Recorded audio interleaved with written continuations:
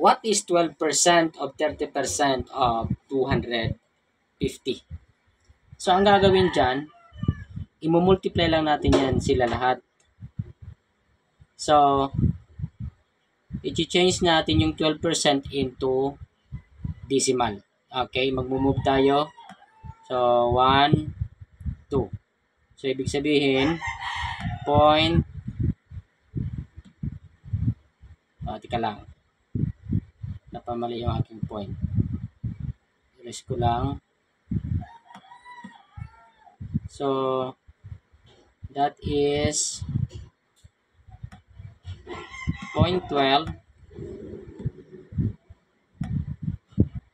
times, kasi pag sinabing of multiplication. Okay? Ganon din yung 30%. Mag-move tayo ng decimal point dito. So, ibig sabihin 0.3. Okay? So, 0.3. Another of, ibig sabihin, multiplication pa rin, 250.